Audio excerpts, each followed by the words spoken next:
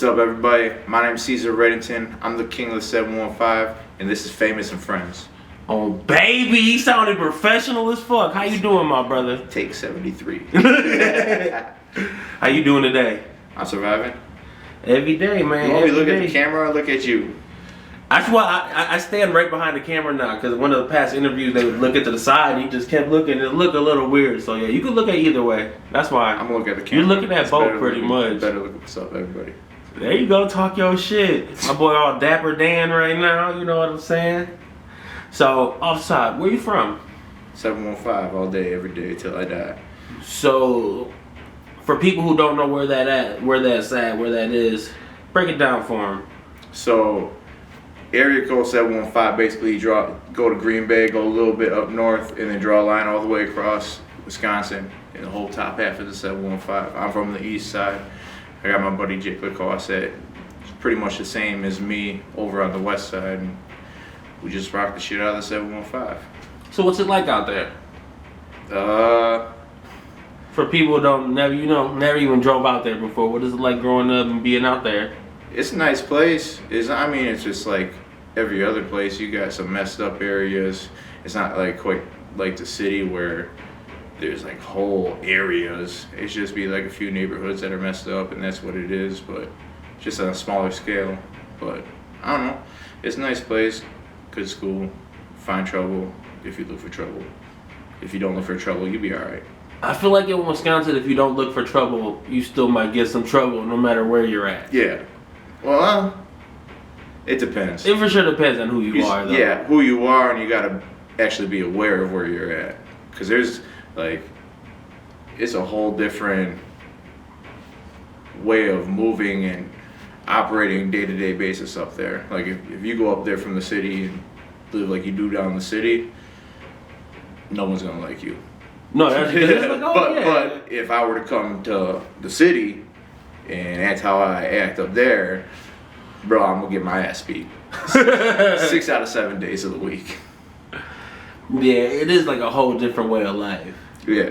So, what was it like growing up for you out there? What was it like for being a child into a teenager? What was it like being in school? Growing up was alright. I was kind of a loner. I had like 3 or 4 friends that I really talked to, but other than that, I just had a whole bunch of people I surrounded myself with, sports or whatever I was doing at that time in my life. So what kind of sports did you play? Everyone. Oh, so you were just trying to be one of them active kids and just a little bit of everything. I was like, I want to find one sport I can go pro in, and then I found out that I suck at every sport. So I can hit 3-pointers like a motherfucker, but 1 foot in front of that 3-point line and it brick. You know, basketball I'm terrible at basketball. I enjoy playing it, but I ain't got the dribbles or nothing, you know what I'm saying? Plus I move slow. I used to, but I got a little jelly in the middle now, so. See, we gonna call that the quarantine pounds, you know what I'm saying? I think that was there before quarantine. We ain't gonna tell nobody that, bro. We ain't gonna tell nobody that. You should have saw my 8-pack 2 years ago. I seen it. I was there. So off top, well, so you were a good kid in high school, or? I'll say up to middle school. Shit started getting kind of sketchy when you get into high school. So what does sketchy mean? I mean, when I was young, I was just partying and everything, you know, just doing regular stuff. But up there ain't really nothing to do. We'd be trying to change that. We'd be throwing community days and stuff like that. We'd rent out bowling alleys and theaters and let everybody go watch movies and stuff for free with their families. But there's really nothing to do up there. So as you get older, play sports, you drink, you get fucked up. And that's pretty much what it is. It sucks, but it's kind of what it is. Every family has their alcoholics, just like in the city, but it's just like every family has their alcoholic. And drug abuse is a thing that's up there, but that's all because there's not a whole lot to do up there. So music kind of was my way into keeping myself occupied when I came home. So when did you start with the music then? What year was that? 2014. Okay, so how did that go about?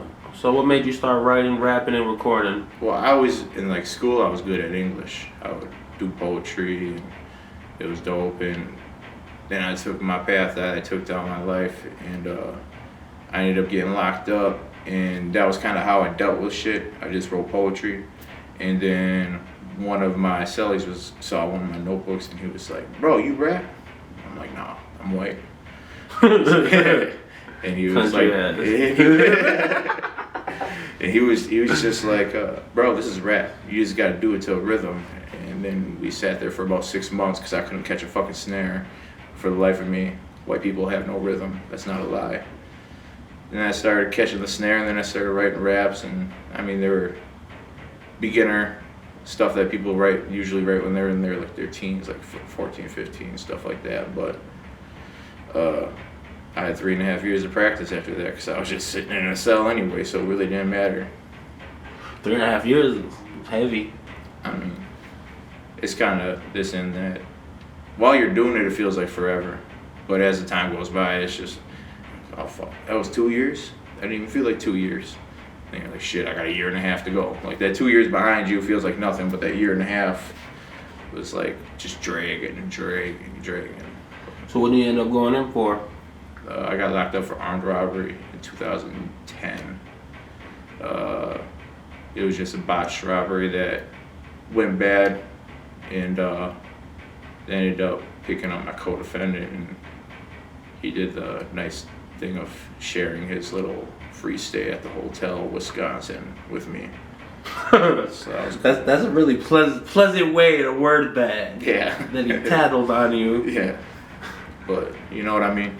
Like I said, getting locked up is what led to music, and that's pretty much what kept me off the streets when I came home and kept me on a more narrow path, straighter path, and just staying out of trouble.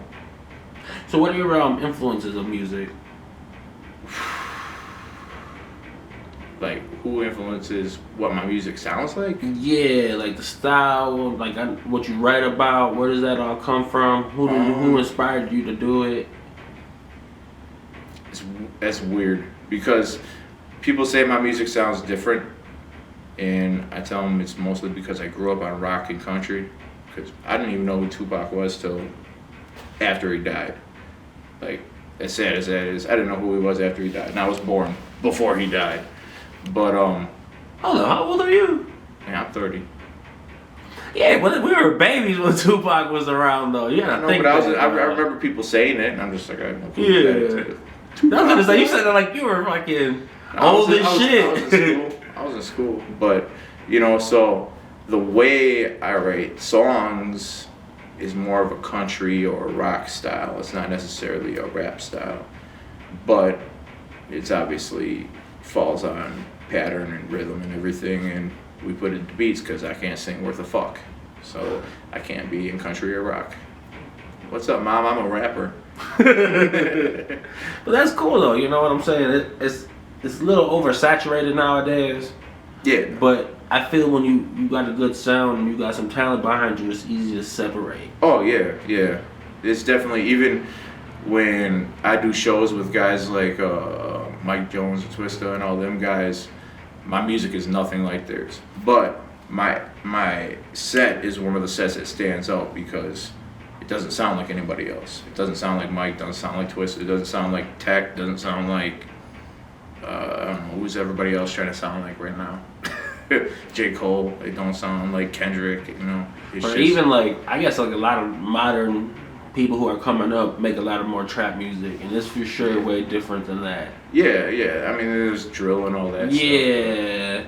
So mine's like the honky version of rap. What's up, honkies?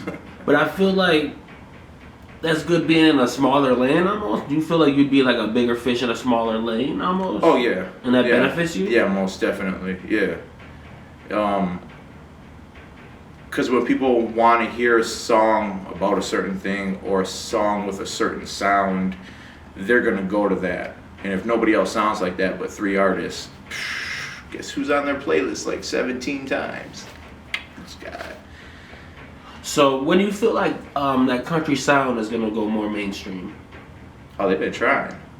And I feel like there's a lot of artists with over 10, 20, 30 million views that do it. So it's just like it's getting there. I think the real country, or whatever you want to call it, trailer park. I don't know. Trailer park rap? Yeah, white trash. I don't know what you want to call it. The artists that are really about that,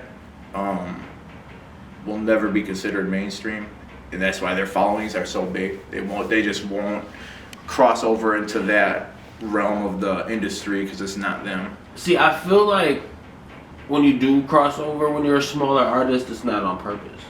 Like, you just got a hit that it just takes off. And that's what you got to go with.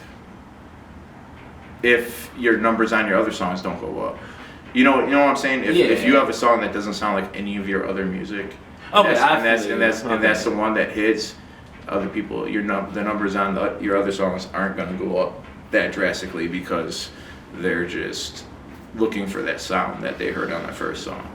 But if they do like your shit, new subscriber, like and subscribe, Famous and Friends. Talk your shit, bro. All right, so this is gonna be a weird question, but you feel like Lil Nas X hurt the country rap scene or helped it? That's a fucked up question. Yeah, it's really because It's a super loaded question because that's like the biggest country rap song because it's the biggest rap song or song in general. the guys that do country rap, we don't even consider that country rap. I would feel that most people wouldn't, you know. But it definitely, obviously. Yeah. But I feel like that fits your narrative of having the one country-inspired song, and then nothing he does sounds like that. Oh yeah. So do you feel like that kind of almost spoiled new listeners? Like they're gonna always kind of compare it to something like that, or do you feel not like really? Because if they don't like it, they're not gonna like it. They're never gonna like it.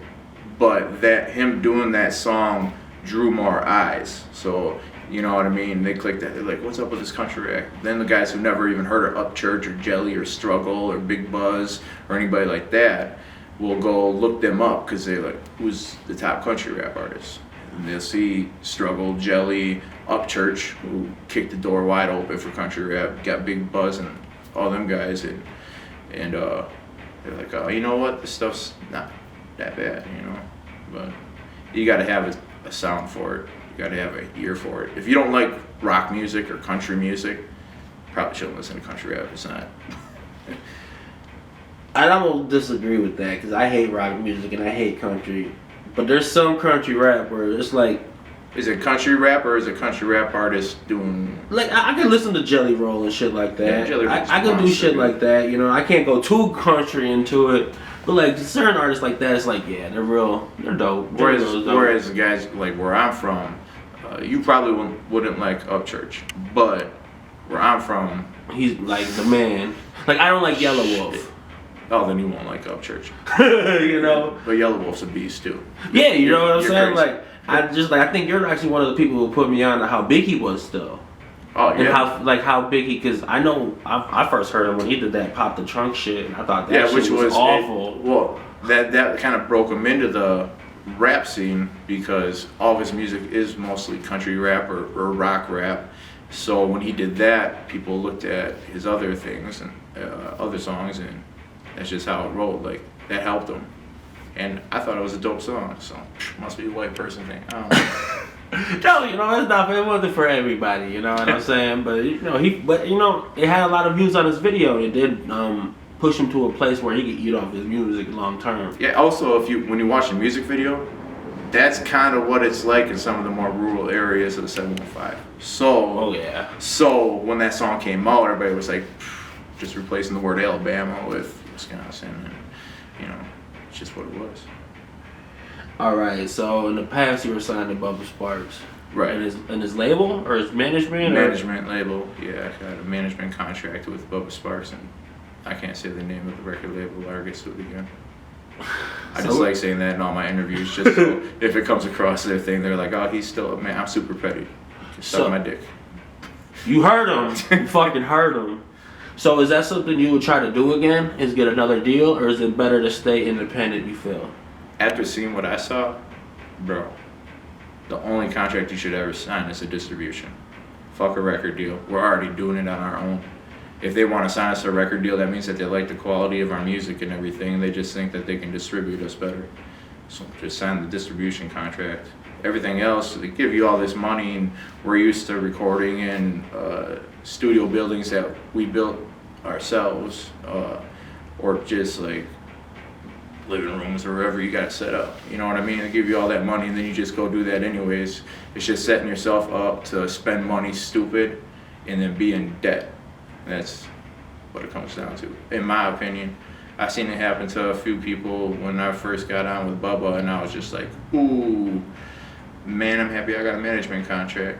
And then later on, I was like, man, fuck this management contract. But whatever. Do you want to get in details with that or no? We don't got to. I know the story, but sometimes some stories ain't for everybody. You know what I'm saying? Maybe we'll do that for the second interview, the second famous. We'll let this one let that age a little bit better. Yeah, because right now it's kind of rough. But do you still feel like it had some benefits though? Did you get some networking out of it, or some at least a good push out of it, or no? Most definitely.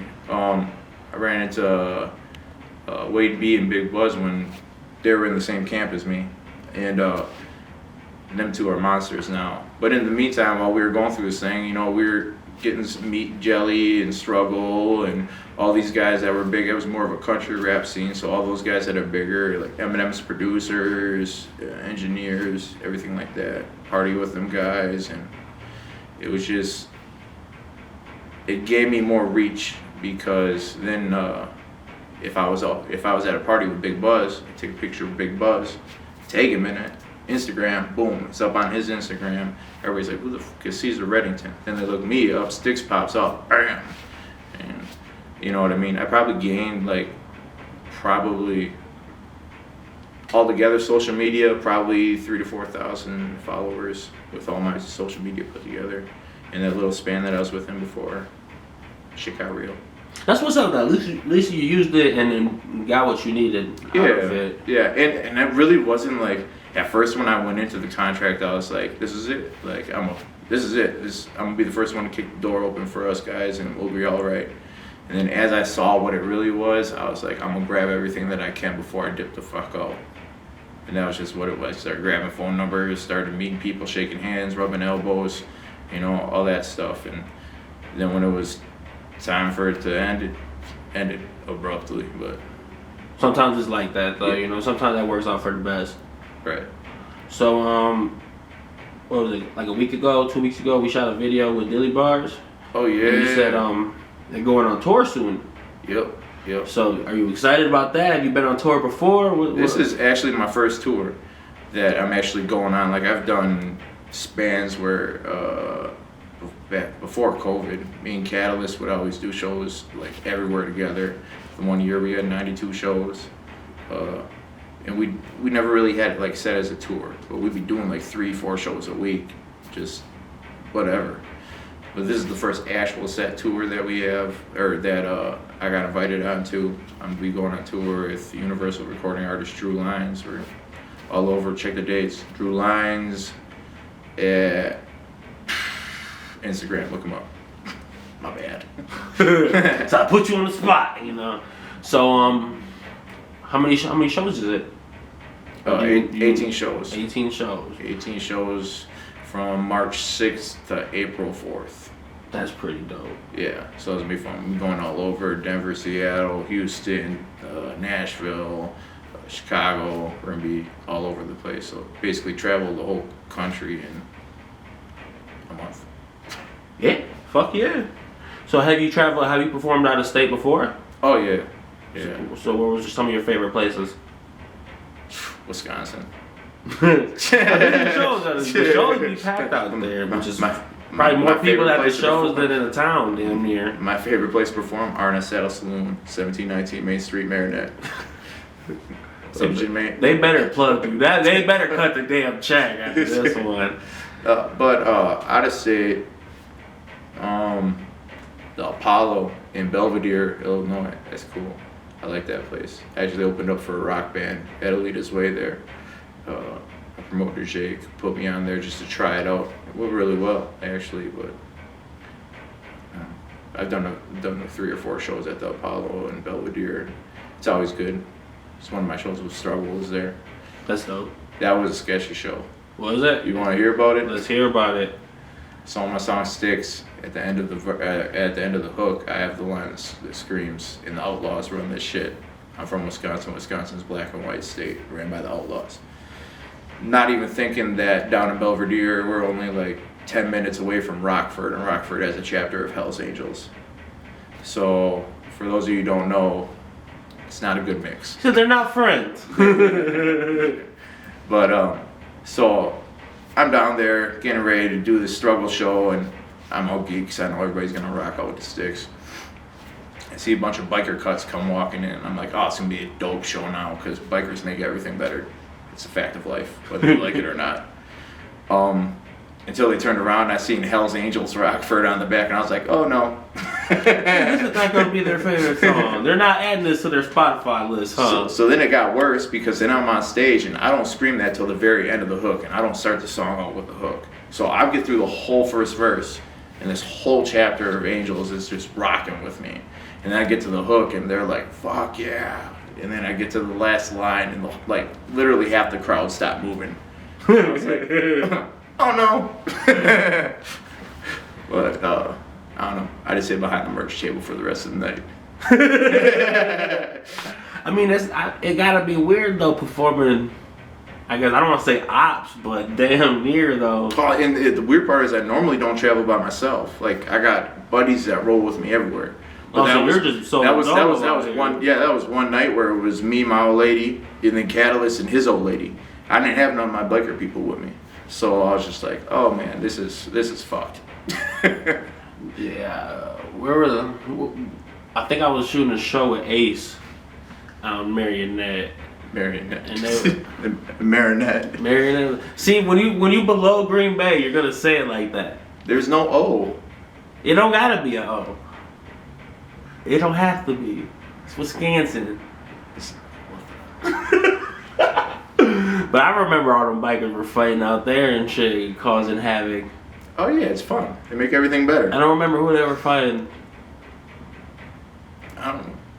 But I remember I got the fuck out of there. I was like, I shot the video. I was like, man, they're getting a little too rowdy out here. You know what I'm saying? No, the dope thing about the bikers is the only time that they start anything is if there's something. It doesn't got to be legally wrong. It's got to be morally wrong. They don't give a shit if it's legally wrong. If it's morally wrong, they gonna step on you. Oh my god. Not today, Donnie.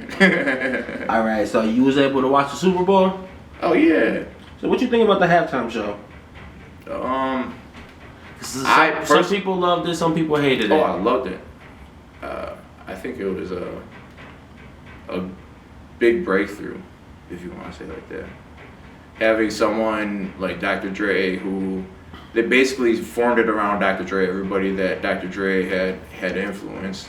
That's how I felt, at least. Well, I heard Dr. Dre put up, because you don't get paid for them performances, so Dr. Dre put up $7 million to do it all himself.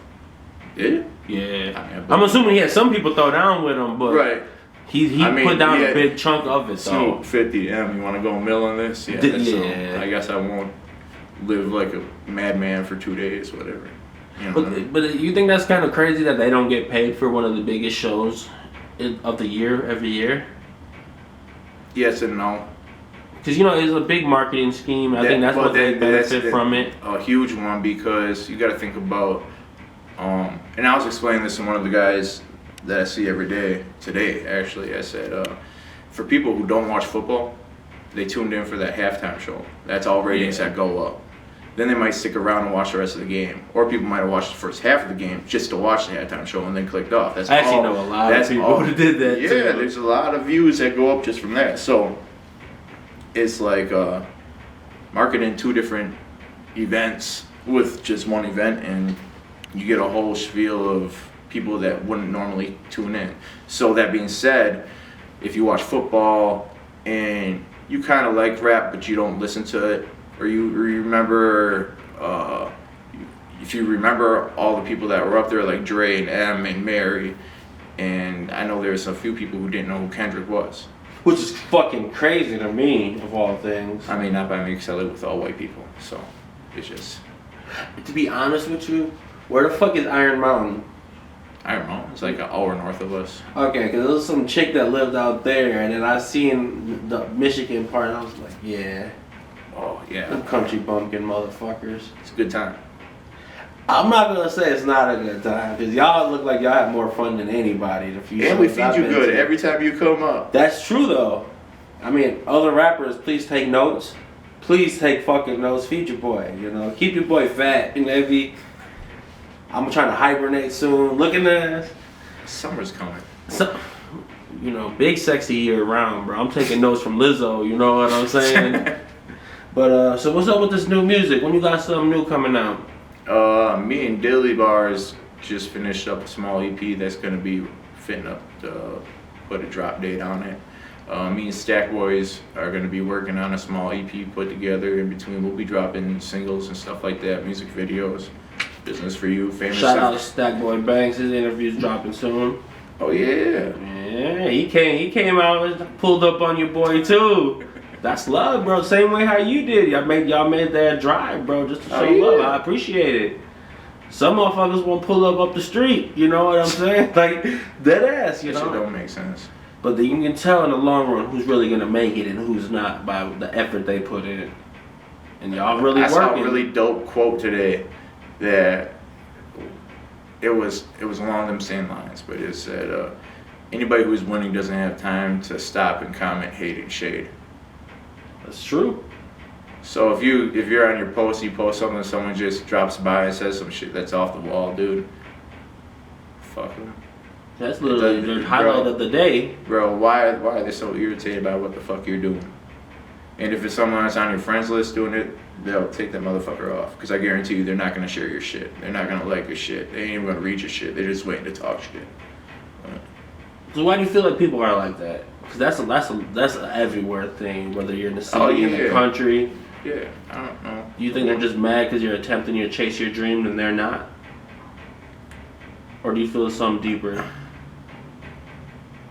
I mean, there's a little bit of envy there sometimes, but I think mostly it's just the way of the world now. Social media is all about trolling, whether you know the person or not.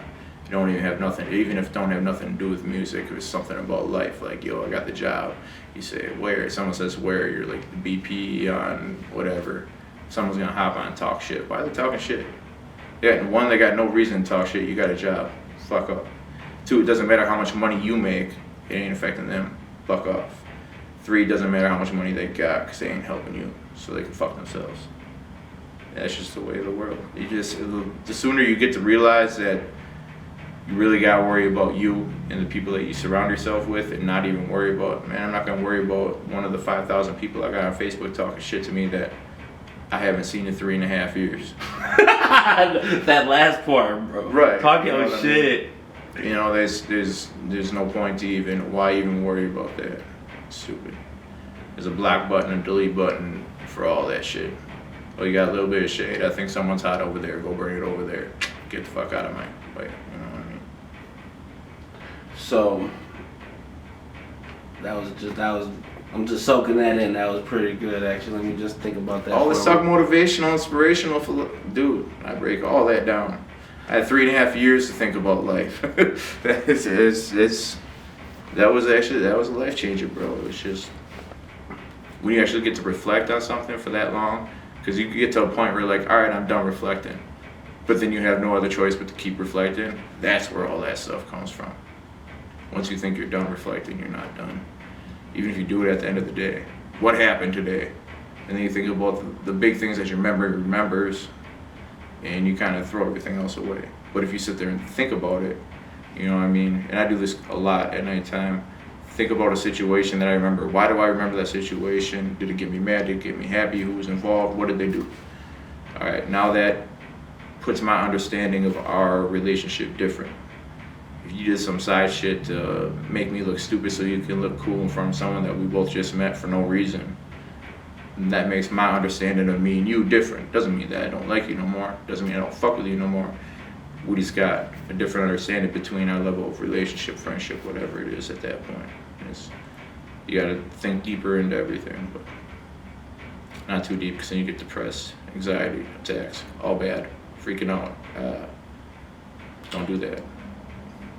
So, as an artist, as a creator, how important is it to you to separate yourself, image-wise and lyric-wise, from other artists, and also still be genuine and not like I guess purposely do that? Like I guess purposely try to be different and just be yourself.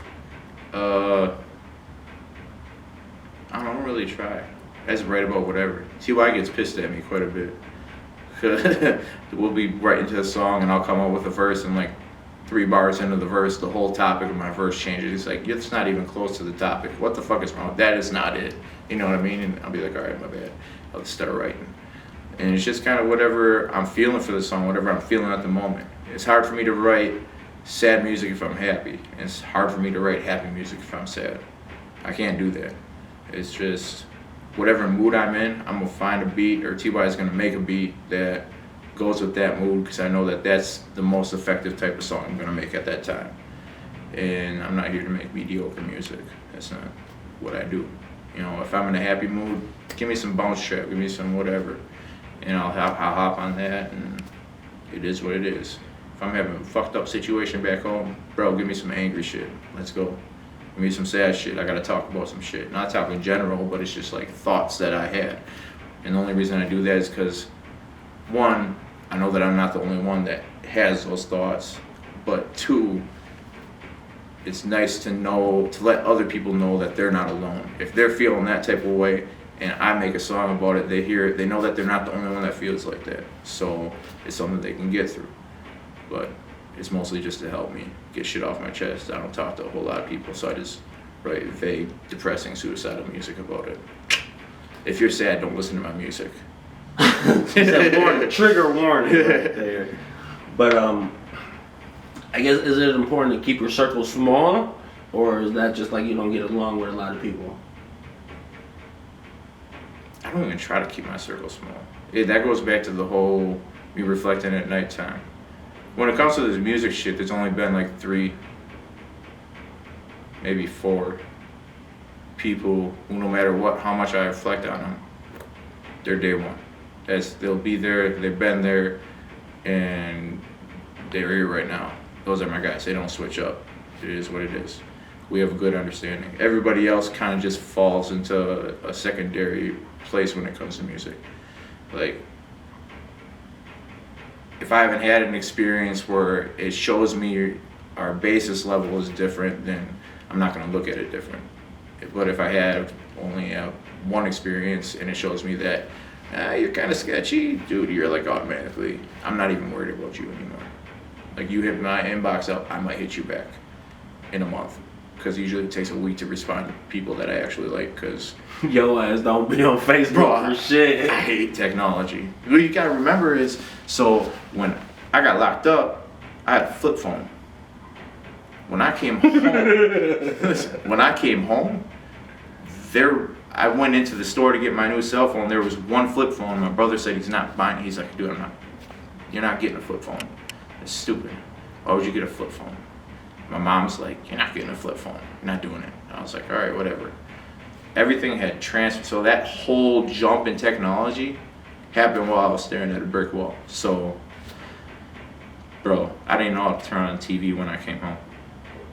Because when I want you to just soak that in. When I went to prison, we had one remote control. You hit the power button, the TV turned on, you controlled all the channels. When I came home from prison, my mom picked me up, dropped me off at the house. She had to go back to work. My dad didn't get home from work for another hour or something like that. And I sat in the living room staring at a blank TV, holding 3 remote controls. What the fuck is going on? I mean, it has to be a big shock to coming out. The culture shock is more than anything. I remember times happen so fast, and it's just like everything you thought is relevant is no longer relevant. Well, not even in that way. Just like society shock. Like, my brothers had to force me to go into Walmart the first time. I was like, there's way too many people moving freely in this motherfucker. My back's to a whole lot of them. I don't like this shit, because when you're in prison, everybody walks to the right side of the wall. You got a little line, boom, single file. It is what it is. You go in the yard, fucking, you can see all the way around. There's not aisles and stuff and blocking. And it's just a way of life there. You know what I mean? Always be on your toes. So when you're at Walmart and there's a 3-year-old kid that bag tags you that you don't know, and then his mom comes running around with a cart and yells at you for screaming at her kid, like, your instinct is like, I'm gonna backhand this bitch. Like, I can't do that. I just came home, you know. But it is what it is. You get back to normal, but like I remember the metal silverware. Yeah. I couldn't. My first night home, my mom made me lasagna because it's my favorite food, and I went to take a bite, and as soon as that silverware hit my tooth, like I had to get a plastic spoon or a plastic fork because I wasn't used to that metal touching my teeth. Yeah. So when I pulled it out and that metal went against my teeth, it like gave me a headache from hell, just because I haven't felt metal on my teeth in 3.5 years. So what was the first thing you did after you were done with probation and that? Like after you got out and you were done with papers, and you didn't have to deal with the state anymore. What was the first thing you did? Probably went to the studio, to be honest. That's all. I mean, I still kind of keep my whole routine that I had when I was on paper. I just stay in the studio. Even so, it was a couple years after I came home, my appendix ruptured, and I had to go get emergency surgery. And when I woke up, I told my mom, I was like, run to the house, grab a notebook and a pen. She was like, all right. And I already had my phone. I called my brother. I told him to bring my headphones, or my dad, one or two. I don't know. Brought my headphones. And T.Y. drove up from Green Bay, and he come walking in the door, and he sees me with headphones and a notepad and a pen. He's like, let me guess, you're fucking writing a song? I was like, yeah. And he's like, bro, you fucking serious? You almost just fucking died. And like, put the shit down, relax for a little bit. And I'm like, no, it's just, let me write a song about it. Let me paint you a picture with my words, motherfucker. So, is there any big collabs you are looking forward to getting? For like, just in general. You say like I got a whole lot lined up. I just mean like, I got one coming out with Drew Lyons called Trunk Bang. That thing's a monster. I'm gonna say it like this though, because just like how the country lane is so small, it won't take much for you to be where they're at and people you are looking up to, I guess. You know? I don't know. Cause you be working, my G. You know what I'm saying? I know. That's I don't know. I don't feel like that's. I feel like it's a whole lot of work to get to where they're at.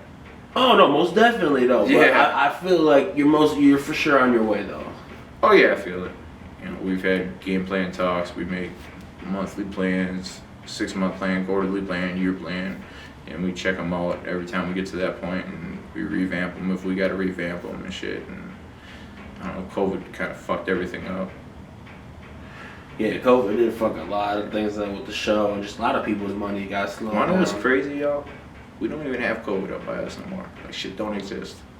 To be honest with you, bro, when I went out there a year ago, COVID didn't exist. Oh yeah, not to us. They're like, nobody be around people. I was like, yeah, we're gonna shoot this music video at this restaurant. A bunch of motherfuckers there though, yeah. too. Doing dirt or bike tricks. My guy Mikey, that was dope. Yeah, I mean, we really didn't give a shit. We just kept partying. It's like, whatever. Survival of the fittest. If it's cold on steroids is gonna take me out, I wasn't meant to live. You know what I mean? It's just, with everything that I've been through, if whatever higher power there is was like, you know what's gonna take you out? Fucking cough. I'll be like, I probably deserve it. It's probably karma. Somehow. I believe it. But, you know, it's just, we just didn't let it slow us down. But, I don't know. We won't get into that whole thing. Right. Last but not least, where can we find your music? Where can we find you? Where's the goods at? So YouTube, we're gonna start dropping on Dolo World's page, but otherwise you can still catch all my music videos and everything on my page also. Instagram, Caesar Reddington. Facebook, Caesar Reddington. Spotify, Pandora, Google Music, iTunes, Apple Music, Tidal, Amazon maybe. I don't know. I don't know what the distribution does. I think we have Amazon, a little bit on Amazon. I got different songs on a bunch of different platforms. So, you know, if you listen to all the songs on Spotify, go over to Pandora. Find me on Pandora. Listen to those songs. Get through with those. Go to YouTube. YouTube has like the most though, and all my videos obviously. Shot by Famous Motion. You better go watch the motherfuckers right now. Watch the interview first, then go watch them. And then like and comment. All that good shit. Don't be a hoe. Yeah. If you don't subscribe to the Caesar Reddington YouTube channel and the Famous channel, I'm gonna start telling everybody that you kiss your grandma with your tongue, and that's weird. And then the weekend after I caught that, you were holding your cousin's hand at a strip club, and it's really weird on a whole lot of different levels. So I don't think you want that on your name. get your shit together, homie. Hit that subscribe button. I appreciate you coming through, my brother. Yeah, anytime, bro. Love, fam.